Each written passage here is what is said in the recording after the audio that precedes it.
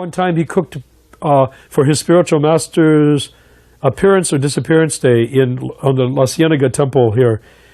And he cooked a pot of khichdi, which he said was his spiritual master's favorite dish. And it is a wonderful dish. And he cooked it using urdal, which is just the split urdal, but the polished urdal. So it came out with a very creamy consistency. And he made a pot about this size, about half full, and there were 30 of us in that room. And there are many other dishes too. So we started out by tasting the prasadam the Prabhupada had cooked, and everyone was in a jolly mood because it was a holiday, and we were observing the appearance or disappearance. I think it was the appearance day of Bhaktisiddhanta Saraswati. And that picture of Prabhupada cooking at the stove is that occasion when he was cooking that khichdi. It's a famous picture. And we came out, and everybody got a dab of khichdi on their plate. And by that time, it was cold. And I think Prabhupada wasn't there. He had already gone to his quarters to do things.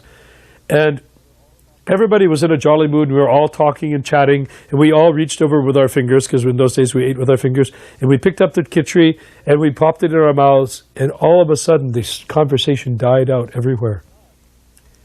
This was not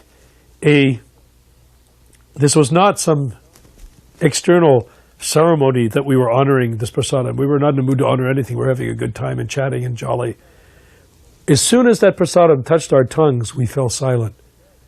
We sat there in dead, icy, ice cave silence, tasting grain after grain of it until it was all gone, and then we searched for stray grains on our plates.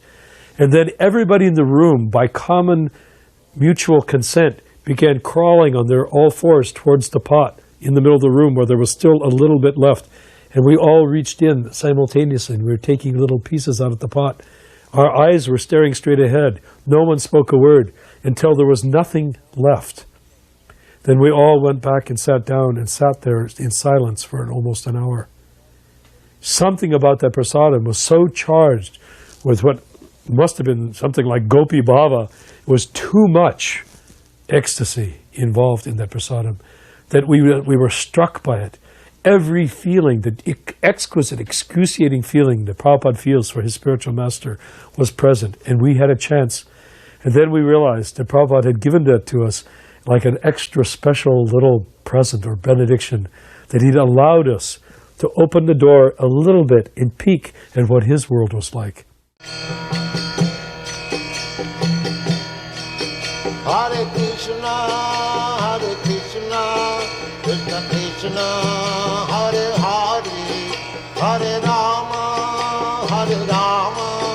Rama Rama.